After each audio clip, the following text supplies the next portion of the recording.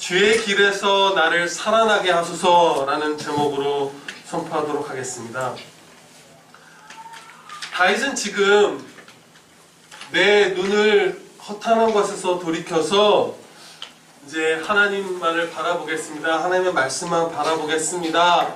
라고 다짐하듯 결심하듯 고백한 것이 아니라요. 기도드린 게 아니라 내 눈을 돌이켜서 허탄한 것을 보지 말게 해주시옵소서라고 간구하고 있습니다.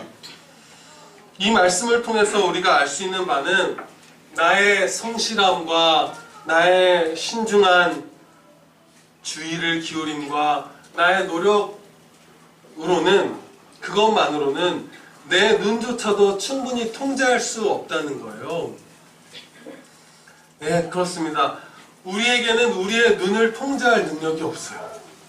그래서 반드시 매일의 삶에서 그야말로 항상 기도하라 하신 것처럼 무시로 기도하고 기도하지 않을 때는 기도하는 마음으로 살아가야 되는 거예요. 우리가 무가치한 것을 이제 여기서 허탄한 것이라고 번역했죠. 이런 허탄한 것, 헛된 것을 바라보면 점점 더 그것으로 빠져들어요. 여러분들 아시는 바대로 성경 말씀에서도 그것을 가르쳐 주시고요. 우리가 체험을 하죠. 예를 들면 어떤 사람의 단점을 한번 찾아보세요. 그럼 그 단점을 찾는 눈이 발달합니다. 예리해져요. 그리고 처음 어떤 것을 볼 때 그 안에 있는 흉한 것들에 거부감이 들잖아요. 그런데 그 거부감도 줄어들어요. 예를 들면 드라마나 이런 데서 사람의 시체가 나오고 그러면 그게 혐오감이 들고 좀 맥락에 맞지 않게 나오면 더 싫고 불쾌감이 들곤 하잖아요. 그래서 그런 것들 옛날 드라마나 이런 데는 잘 안 나왔죠.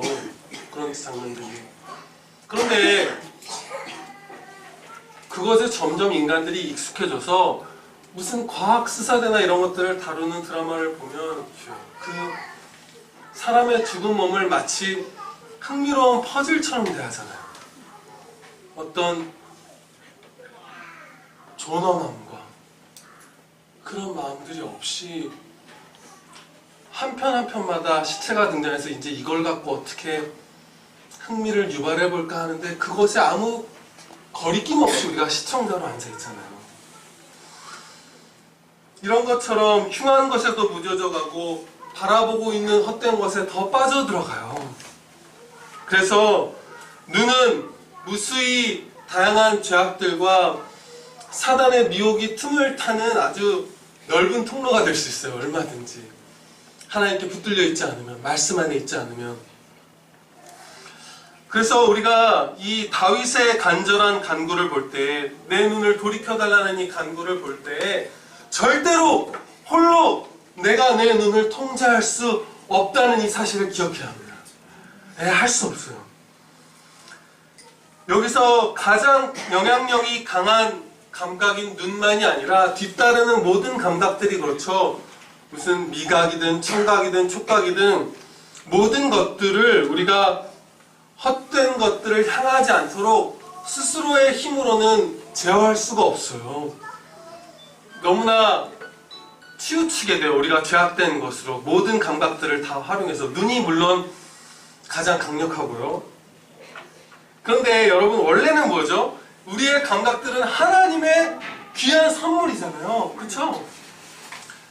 그 모든 것을 사용해서 하나님의 영광을 배웠고 하나님을 더 알아서 더 사랑하며 더 찬양드리고 이웃을 내 몸과 같이 사랑하는데 쓰라고 주신 게 우리의 오감이잖아요. 여러분들 다 예수님을 믿는 모든 우리 형제 자매님들이 그런 경험이 다 있으실 거예요. 내가 부르는 것도 아니고 어떤 형제가 혹은 자매가 부르는 찬양 소리가 들어올 때 내 영혼이 막 기뻐하기 시작하죠. 그리고 어느 무슨 형제가 얘기할 때 그 눈시울이 붉어지고 목소리가 떨리는 것을 들을 때 우리도 마음을 쏟아서 함께 탄식하잖아요. 그렇죠? 그리고 이건 특별히 제가 좋아하는 장면인데 아침에 새벽에 이렇게 파랗게 햇빛이 비추면서 해는 아직 안 떠 있고 너머에 있고 점점 밝아오면서 주황빛으로 물드는 그 새벽을 볼 때 하나님의 솜씨를 정말 절감하게 되잖아요. 제가 몇 천 번쯤 본 것 같아요. 너무 좋아서. 전날 안 자고 고등학교 안 다닐 때 너무 아름다운 생각이에요.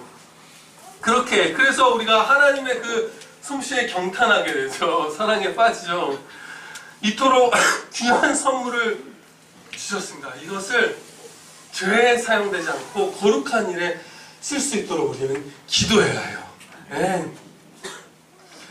다윗은요, 자신의 눈을 헛된 것에서 돌이켜 보지 말게 하시고, 그리고 주의 길에서 나를 살아나게 하소서 간구하였어요. 살아나게 해달라는 것을 구한 것을 볼 때 이 다윗의 영혼의 곤궁한 상태를 우리가 알 수 있죠. 죽은 것과 같았던 거예요. 죽어있지는 않았어요.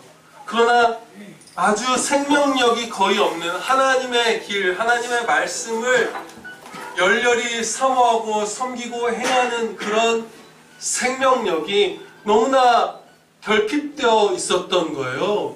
그래서 살아나게 해달라고 간구하는 거예요. 그런데 앞서 말씀드린 바대로 이 상태가 불신자들이 갖는 상태는 아니에요. 영혼이 살아있긴 한 거예요. 왜냐하면 아예 영적으로 사망해 있는 상태면 기도를 못하죠. 살려달라는 기도를 못해요. 이거는 살아있는 사람이 거의 죽겠는 그 상태에서 살려달라고 기도하는 거예요. 그러니까 우리가 할 바 중에 또 한 가지는 나의 살아있는 새 생명을 가진 중생한 성도로서 나의 영혼을 하나님의 말씀 안에서 살아나게 해주시옵소서 간구하는 것과 동시에 스스로를 위해서 간구하지 못하는 믿지 않는 우리의 이웃들을 위해서, 가족들을 위해서 기도해야 해요. 네. 그리고요, 다윗이 살아나게 해달라는 간구를 이 시편 119편에서 9번을 드려요. 그러니까 성도의 영혼이 생각보다 자주 겪는 상태인 거예요. 하나님의 말씀에 대해서 생명이 없는 자처럼 충성을 하기 힘들고 무기력하고 신앙의 나태함이 찾아오는 것이 다윗도 자주 있는 거예요. 9번을 간구하고 응답받은 것에 대한 감사까지 해서 11번을 살아나게 해달라는 그 기도를 드리거든요. 그러면 그토록 하나님을 많이 사랑하고 경건하고 뜨거웠던 다윗이 이렇게 많이 살아나게 해달라는 생명력을 달라는 간구를 한다면 우리가 얼만큼 자주 드려야 되는지는 우리가 알 수 있죠. 거의 날마다 드려야 되는 거예요. 살아나게 해주시옵소서. 뜨겁게 하나님을 섬기게 해주시옵소서. 그런데 이미 우리 가운데 자신의 죄와 영적 나태함을 탄식하며 기도하는 분들이 많으시죠? 네. 감사한 사실을 우리가 목격하고 있고요. 너무 잘하셨어요. 계속 그렇게 하시는 거예요. 아, 이 정도면 됐지 생각하지 마시고 속지 마시고요. 다윗이 얼마나 이 간구를 계속 들었나를 한번 생각을 해보세요. 어린 날에 고등학생 때 골리앗을 향해서 홀로 그 전군을 등지고 달려갔던 다윗이 하나님의 말씀에서 살아나게 해주세요. 이걸 계속 기도드려요. 그래서 그 기도 멈추지 마시고요. 그리고 아직 나의 영혼이 하나님의 말씀에서 살아나게 해달라는 간구를 드리지 않는 분들 있잖아요. 별로. 하나님을 섬기는 데 있어서 열렬한 사모함과 집중과 그 기쁨과 자발적 헌신과 이런 것들을 구하지 않고 계신 분들 있잖아요. 그런 분들은요, 처한 환경에 대한 탄식, 아니면 내일 일에 대한 염려로 인한 탄식, 혹은 어떤 더 갖고자 하는 탄식, 혹은 어떤 사람으로 인한 미움이나 갑갑함으로 하는 탄식, 이런 탄식들도 하나님 앞에 하시지만, 필요하다면 하시지만, 그것보다 더 우선적으로 자신의 영적 무기력함에 대해서 탄식하시기 바랍니다. 그것이 중요해요. 살아나야 돼요. 우리가 하나님의 말씀 안에서. 네. 우리가 평생 간절히 드려야 하는 기도, 주의 길에서 나를 살아나게 하소서라는 간구를 풀어서 표현하면요, 이런 겁니다. 하나님을 섬기는 데 있어서 쾌활과 부지런함과 활력과 뜨거움이 반드시 있어야만 하오니 그것을 주시옵소서. 네. 이런 삶이 바로 우리가 창조된 목적을 다하는 삶, 하나님께 찬양 드리는 삶이고 하나님을 즐거워하는 삶이에요. 네, 가장 행복한 삶입니다. 근데 여기서 우리가 한 가지 주의해야 하는 점을 나누고자 합니다. 그것은 뭐냐면요, 우리가 내 눈 하나도 통제하지 못하여 계속 도우심을 구한다고 해서 나에게 책임이 없거나 순종할 여지가 없는 건 아니에요. 네, 무슨 말씀인지 아시죠? 다 하나님께 맡겨놓고 나는 기도만 하면 돼, 이것은 전혀 아니고요.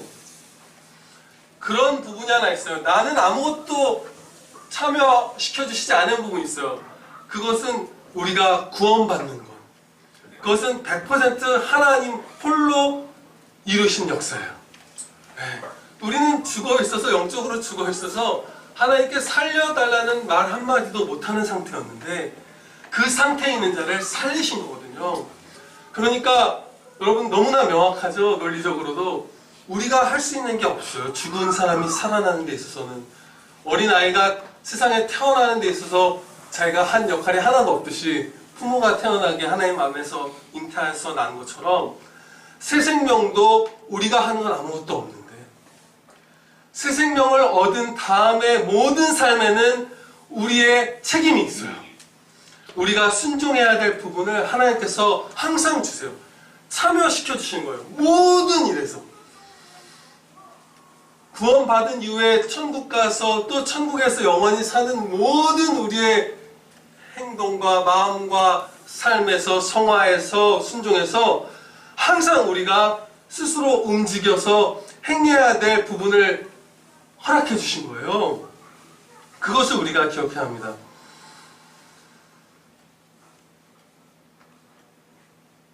그런데요, 만일 여러분이 어떤 죄와 싸우고 있을 때 그 허탄한 것에서 눈을 돌이켜서 하나님의 말씀 안에서 살아나게 하셔서 간구를 하시면 어떤 일이 일어나냐면 하나님께서 여러분의 영혼을 붙드시고 그 주저앉은 손을 끌어서 한 걸음을 내디딜 수 있는 힘은 반드시 주세요. 그런데 제가 최근에 체험한 바가 있어요. 모든 성도분들이 그렇듯이 어느 시기에 특별히 죽이고픈 죄악들이 있잖아요. 이것을 버렸으면 좋겠다 하는. 저한테도 최근에 몇 가지 그런 것들이 있죠. 그래서 또 살아나고자 하는 새 생명을 살리고픈 소원들이 있잖아요. 이런 면에서 더 성숙하고 싶고 하나님을 더 사랑하고 싶다는 소원이 있잖아요. 옛사람을 죽이고 새 사람을 살리는 소원이 있는데 이 시편 119편 말씀을 붙들고 최근에 이제 간구를 한 거예요. 더 구체적으로 간구를 드리게 된 거죠. 그런데 그렇게 간구를 드리면서 반복적으로 제가 경험한 바는 그 죄들에 대한 생각이나 욕망이 하루아침에 팍 사라지지 않아요. 그리고 하나님에 대한 사랑과 열정이 무슨 폭포수처럼 갑자기 차올라서 막 미친듯이 전력질주하게 되는 일은 안 일어나요, 여러분.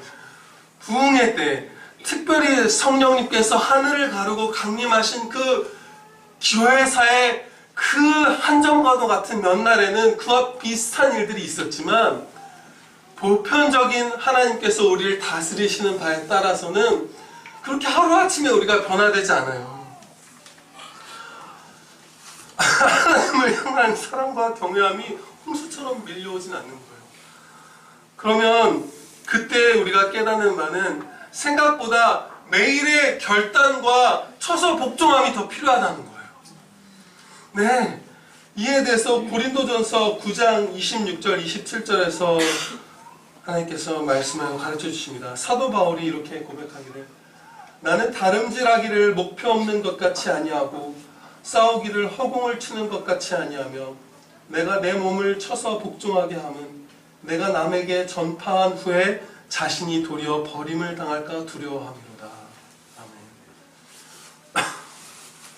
성도의 순종이 오직 목표점을 향해 달려가는 달리기 선수와 같고 하늘을 때리는 게 아니라 상대방을 때리는 복싱 선수와 같고 자신의 몸을 쳐서 복종하게 하는 결단력 있고 아주 온 힘을 다한 순종이어야 한다는 거예요. 그래야 우리가 신앙에서 전진을 할 수 있어요. 목표도 정확하고 그럼 깨어있는 거죠. 얼마나 정신을 기울여야 되겠어요. 지금 무언가와 대적하여 싸우는 운동선수 같은 예를 든 거잖아요. 그러면 가드를 한 2초만 내려도 그 선수는 패배하는 거잖아요. 집중해서 나와 싸워야 될 그 죄를 바라보면서 하나님의 도우심을 구해서 그날 순종하는 거예요. 그리고 내가 그 길을 내딛기를 게으를 때 나를 쳐서 복종시키는 거예요. 네. 그래서 우리가 해야 할 바는 날마다 전심으로 여러분들이 하나님의 말씀 가운데서 살아나기를 기도하시고요. 죄를 버리시기를 기도하시고요. 기도해서 그치지 마시고 순종하시길 바랍니다. 네. 이어서 다윗은 이렇게 간구하였습니다. 38절 말씀에서 주를 경외하게 하는 주의 말씀을 주의 종에게 세우소서. 하나님의 자녀는 하나님을 더욱 경외하기를 열망해야죠. 이것이 너무나 복된 거예요. 마땅하고요. 부패한 영혼이 하나님을 경홀히 여길 때가 있죠. 하나님의 자녀임에도 불구하고 그것은 심히 슬프고 고통스럽고 두렵고 제약된 일이에요. 하나님을 이렇게 가볍게 여기는 것은. 그래서 우리는 하나님의 지시와 처분에 늘 감사와 기쁨으로 순종하고 하나님을 우러르는 마음으로 충만해야 되고요. 하나님의 그 한없는 영광을 찬양하며 온 세상에 비추는데 전심전력해야 되는 거예요. 그 사모함이 있어야 되는 거예요. 하나님을 경외하게 하는 말씀을 저에게 세워주시옵소서. 다윗은 주의 말씀을 자신에게 세워주시기를 간구했는데요. 여기서 주의 말씀이라고 번역된 부분을 주의 약속이라고 번역하는 경우도 많아요. 그러니까 주를 경외하게 하는 주의 약속을 저에게 세워주시옵소서, 이런 말씀인 거예요. 참된 기도는 하나님께서 약속하신 것들만을 구하는 거예요. 그렇죠? 하나님이 약속하신 것 밖에 있는 것은 당연히 안 구하고요. 약속하신 것보다 많이 구하지도 않고요. 약속하신 것보다 적게 구하지도 않고요. 약속하신 것만 있는 그대로 전부 다 구하는 게 성도의 유일한 기도예요. 네. 그런데 우리가 절대로 잊지 않기를 소망하는 진리가 있어요. 그것이 뭐냐면요, 인간이 누릴 수 있는 가장 귀한 것들과 가장 유익한 것들이 다 하나님의 말씀, 그 약속 안에 있습니다. 그러면 우리가 구해서 받아서 우리한테 좋은 것은 다 이미 약속해 주셨다는 거예요. 다 받는다는 말씀이에요, 여러분. 다 있어요. 우리가 간구하기만 하면, 또 간구하면서 하나님이 살려주시는 그 생명력을 받아 한 걸음 한 걸음 내딛기만 하면 무조건 받는 그 약속하신 은혜와 하늘의 선물들이 무엇이 있는지 몇 가지만 말씀드리겠습니다. 하나님께서 약속하신 은혜와 선물들이요. 무조건 받을 수 있는 평안, 만족, 기쁨, 겸손, 하늘의 상, 위로, 정직, 형제들과 이웃을 향한 뜨거운 사랑, 용기, 하나님의 뜻을 일용할 양식, 죄를 죽임, 예수님을 닮아감, 예수 그리스도의 영광을 봄, 하나님을 온 마음과 뜻과 힘을 다하여 사랑함, 지혜, 성실함, 하나님의 자비와 긍휼, 진리, 경건, 순종, 영광, 넓은 마음, 거룩. 이런 것들이 다 약속된 거예요. 무조건 받는 것들이에요. 이거 말고 뭐가 필요해요, 우리한테? 아무것도 필요한 게 없어요. 그럼 여러분, 이 놀라운 은혜와 복을 충분히 구하고 계신가요? 참 어렵죠. 네, 정말 어려워요. 이 말씀의 세 가지 실천 방안을 나누고자 합니다. 첫째는요, 내 생각을 내게 세우소서 기도하시면 안 돼요. 내 정욕을 내게 세우소서 하시면 안 되고, 주의 말씀을 나에게 세우소서 간구하는 겁니다. 이것은 아주 주의를 기울여서 기도하시라는 말씀이에요. 하나님의 말씀 안에서. 예를 들어서 오늘 이 예배가 끝난 다음에 우리가 잠시 기도하는 시간을 갖잖아요. 그때 오늘 주신 말씀을 붙들고 기도하고자 하는데 우리 이성의 또 영혼의 부패함 때문에 그 말씀이 잘 생각이 안 나시면 펴놓고 기도하세요. 37절 보고 기도하고 38절 보고 기도하고 모든 주의와 노력을 기울여서 하나님의 약속을 구하시기를 바랍니다. 네. 두 번째 실천은요, 그야말로 전심으로 부르짖어 간구하고 항상 매 순간 모든 일 앞에서 속으로 읊조리고 또 시간을 내어 길게 깊이 기도하시기를 바랍니다. 우리는요, 본문 말씀에서 배우기를 우리 스스로의 능력으로는 내 눈 하나를 통제하지 못한다는 것을 배웠잖아요. 여러분, 안 되죠. 그것이 우리가 민감해지기 시작하고 파고들기 시작하고 바라보기 시작하면 정말 걷잡을 수 없이 우리가 빠져들어요. 너무나 그 죄에 취약하죠. 우리가 무슨 겉모습을 치장하고 이런 데 신경 쓰다 보면 구두 하나만 뭔가 색깔이 안 맞아도 나가려다가 화가 나고 막 그런 거 인터넷 같은 데서 많이 보시죠? 여러분 얘기는 아니고. 네, 너무 손톱 하나만 매니큐어가 한 칸만 까져도 막 화가 난다면서요. 저는 제가 약한 부분이 있죠. 아무튼 우리가 그래요. 정말 연약하잖아요. 그렇게 연약하잖아요.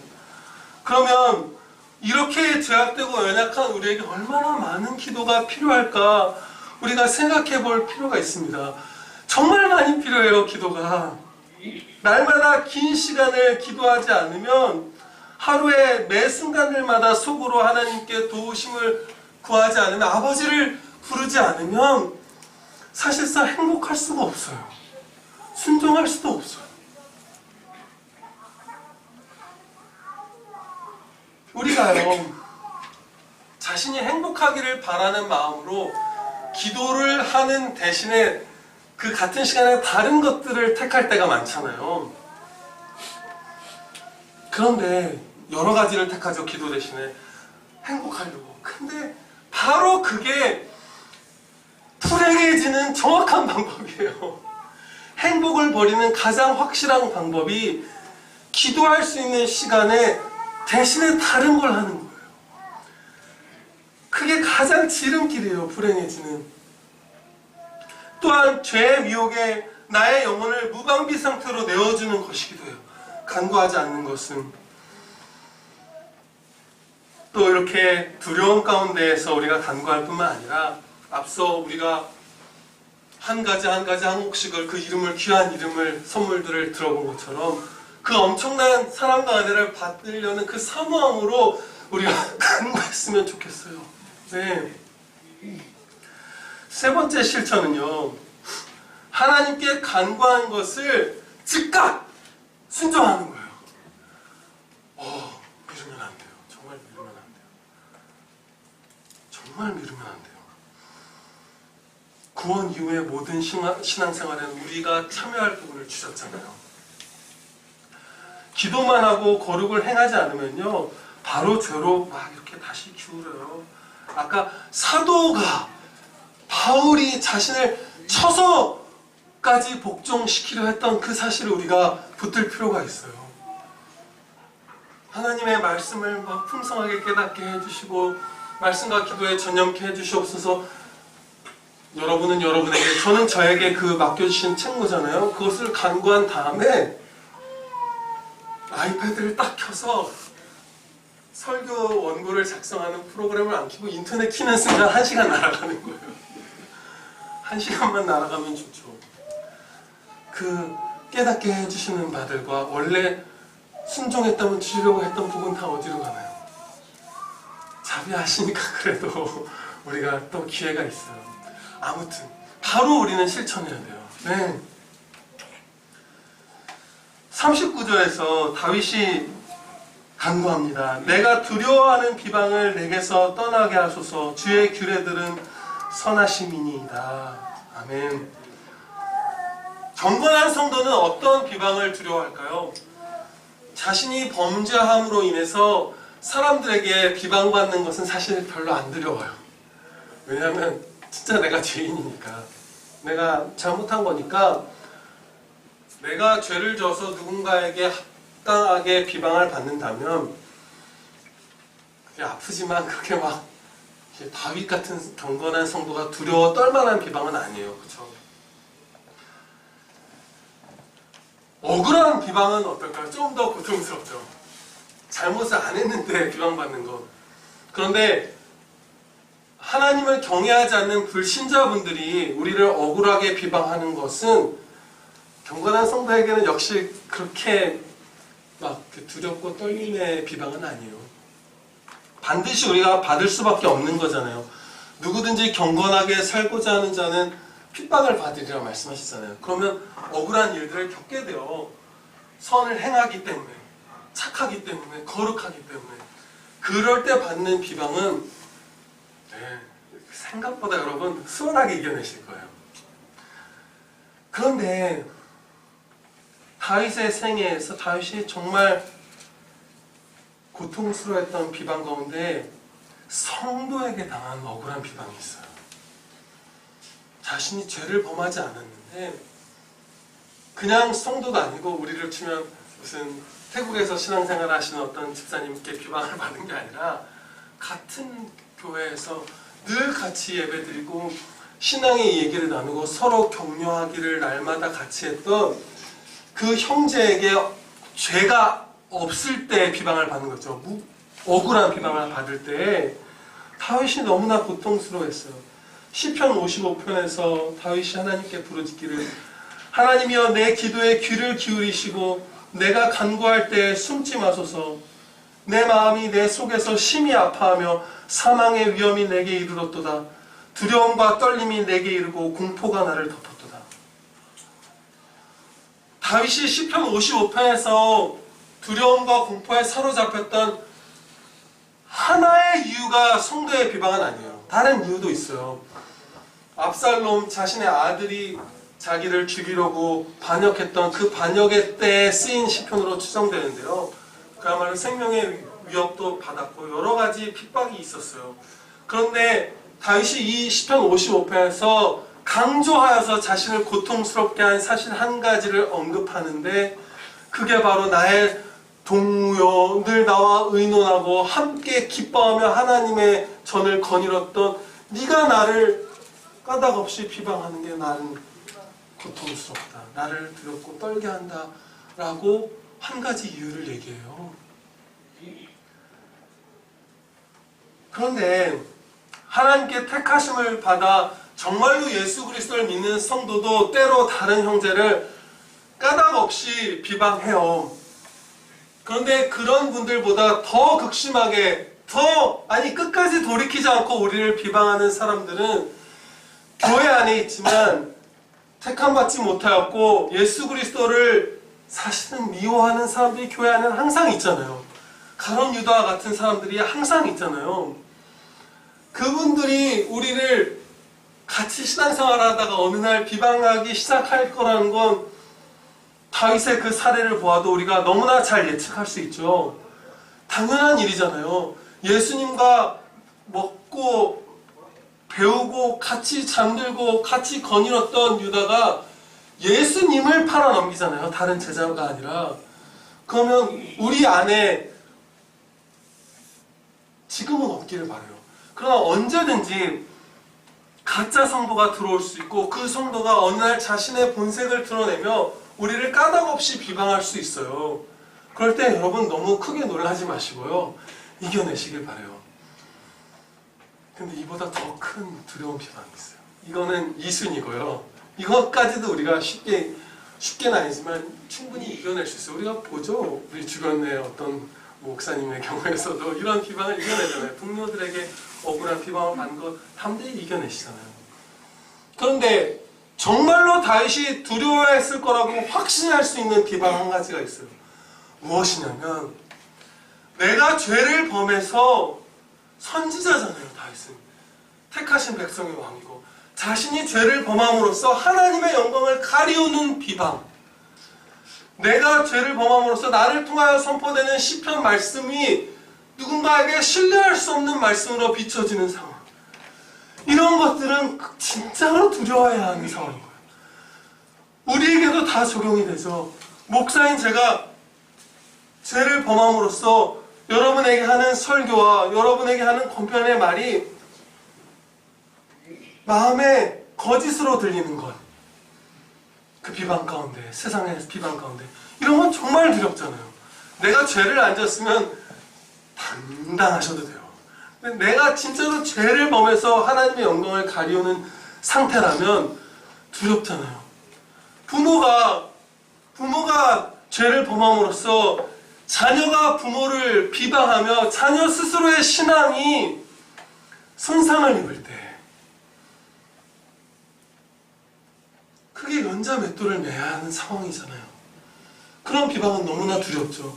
또 청년들의 경우 예수님을 믿는 청년이고 신자인 것을 친구들이 다 아는데 내가 하나님께 순종하지 못하고 죄를 범함으로써 그 친구들을 향한 그리스도의 복음의 전파가 막히기 시작할 때 그런 비방들이 바로 우리가 가장 두려워해야 하는 비방이에요. 하나님의 영광을 거스르는, 가리우는 그 비방.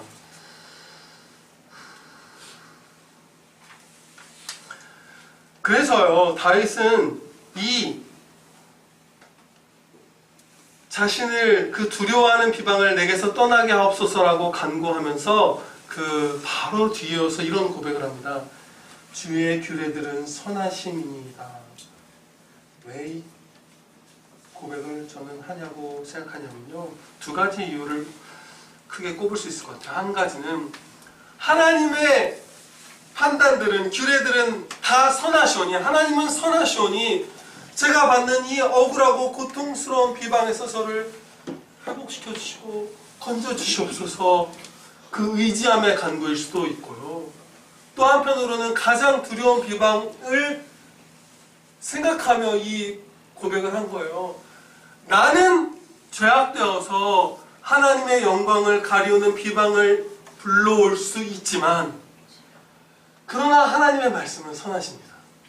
네, 내가 악한 거지 하나님은 선하시오니 주여 제발 제가 이러한 비방받을 자리에 떨어지지 않게 하옵소서 간구하는 거예요. 네. 40절 말씀을 보시면요, 원래 이 40절의 시작 부분에는요, 히브리서 성경으로는 보시옵소서라는 말씀이 있어요. 아주 그냥 신나서 하나님께 사랑을 고백하는 거예요. 아버지 보시옵소서, 내가 아버지의 법도들을 사랑하였습니다. 고백하는 거예요. 그 사랑하는 말씀을 배우기를 힘썼고 행하기에도 즐거워하였고 더 깨닫고 더 충성하기를 늘 소원해 왔습니다. 이렇게 사랑 고백한 거예요. 그런데 이 힘찬 사랑의 고백을 한 다윗이 이 같은 절 하반부에서 아주 독특하게 간구합니다. 주의 의로 나를 살아나게 하소서. 37절의 간구, 주의 길에서 나를 살아나게 하소서랑 거의 동일한 내용이죠. 같은 간구예요, 사실은 거의. 하나님의 말씀 안에서, 의리 안에서, 규례 안에서 나를 살아나게 하소서. 하나님을 섬기고 사모하는 그 열정과 충성과 그 쾌활함과 성실함을 저에게 회복시켜 주시옵소서. 이 간구잖아요. 생명력을 주시옵소서. 그런데 이게 왜 이상하냐면요, 37절의 문맥에서는 이 간구가 자연스러워요. 자신의 눈을 허탄한 것에서 돌이켜 주시기를 구하는 문맥에서는 이 허탄한 것을 보는 저를 이제 하나님의 말씀에 집중하는 자가 되게 하옵소서 하는 거잖아요. 그런데 이 40절 문맥에서는 평범치가 않죠. 왜냐하면 보시옵소서 아버지, 제가 아버지의 말씀을 너무 사랑해요 라고 하는 그야말로 열렬하게 하나님을 사랑하는 성도잖아요. 근데 그가 마치 자기가 거의 죽어있는 사람인 것처럼 저를 하나님의 말씀 가운데 살아나게 해주세요 간구하는 거예요. 그야말로 일반적인 상식에서는 완전히 벗어나는 간구를 하는 거죠. 그런데 다윗의 이 기도가 참으로 지혜로운 간구예요. 왜냐하면 우리 스스로의 힘으로는 어떠한 선도 행할 수가 없기 때문이에요. 네, 하나님께서는 날마다 새롭게 은혜를 계속 부어주셔야만 계속 선을 행할 수 있고 전심으로 사랑할 수 있는 거예요. 예. 그러니까 여러분들 신앙생활 너무 잘하고 계시고 막 너무 충성할 때 이대로만 유지시켜 주십시오 이런 거 보면 큰일 나요. 정말 큰일 나는 거예요. 죽은 자처럼 나아가는 성도가 예쁨 받아요. 그게 진짜 정직한 거니까요. 그렇다면 이 간구를 후반부를 볼 때 앞부분에서 내가 주의 법도들을 사모하여 싸우니 라고 말한 건 다윗이 자신의 공로를 주장한 건 아니에요. 그렇죠? 내가 이렇게 하나님 사랑했으니까 하나님은 당연히 주에 의해서 나를 살아나게 해주셔야죠. 제가 무슨 거래하듯이 하나님께 공로를 주장하는 것이 아니라, 그러면 이 사랑하여 싸우니 라는 게 어떻게 말씀이 접속이 되는 거냐면요,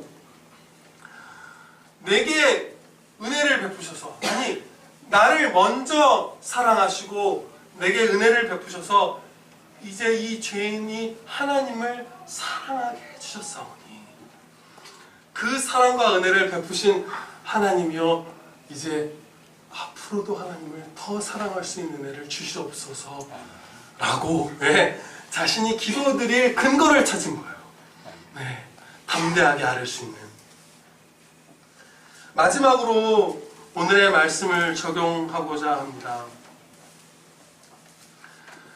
날마다 전심으로 여러분 기도하셔야만 하나님을 영화롭게 하고 하나님을 즐거워하는 그 삶을 살 수 있어요. 그야말로 전심으로.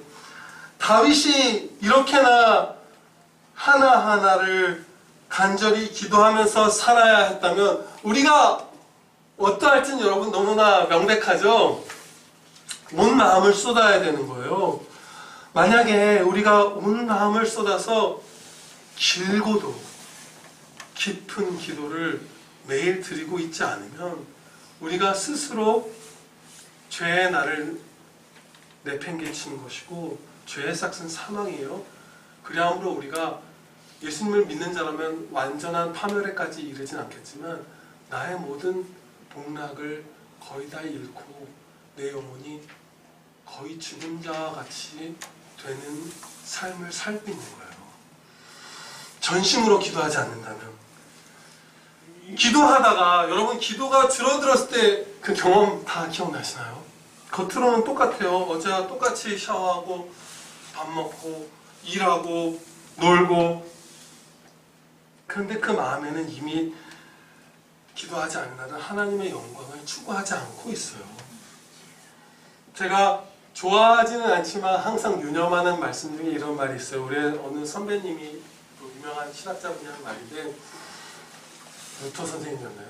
아무튼 하루에 뭐 이런 식이요. 2시간 이상 기도하지 않는 사람에게서는 그다지 기대할 것이 없다. 뭐 엄청난 은혜나 뭐 놀라운 그 헌신이나 여러 가지 기대할 것이 없다 그랬어요. 근데 저는 이 말씀을 좋아하진 않아요. 왜냐하면 그 기준이 이렇게 율법주의처럼 기준이 될 것 같기도 하고, 또 어떤 믿음이 약한 성도에게는 2시간, 3시간 얘기하면 가혹하잖아요. 그거 정말 지키기 너무 어렵잖아요. 그래서 그런 구체적인 시간을 언급하는 것은 저는 안 하려고 해요. 저는. 그런데 그 말씀은 정말 거의 진리예요. 네. 여러분, 우리가 막 학창 시절부터 우리 아이들 얼마나 학교 공부만 열심히 해요. 밤을 새우고 근심하고 어떻게 대학을 갈지 전략을 짜고 하는데 우리 아이들이 하룻밤이라도 새서 전심으로 자신의 죄를 고백하고 하나님의 말씀 가운데 살기를 간구한 적이 있나요? 드물어요. 무엇을 먹고 살까 염려하고 아파서 탄식하지만 하나님의 말씀을 못 깨달아서 이게 왜 나는 이 진리의 말씀을 내가 눈으로 읽고 있는데 도대체 이 말씀의 종수를 왜 내 영혼이 먹지 못하고 내 영혼이 이것을 먹었다면 내가 기뻐하고 있어야 할 터인데 왜 내게 기쁨이 없고 내 마음은 덤덤할까? 그것 때문에 울며 통곡하고 탄식하는 것이 우리에게 회복돼야 돼요. 회복될 수 있습니다. 기도드리시겠습니다.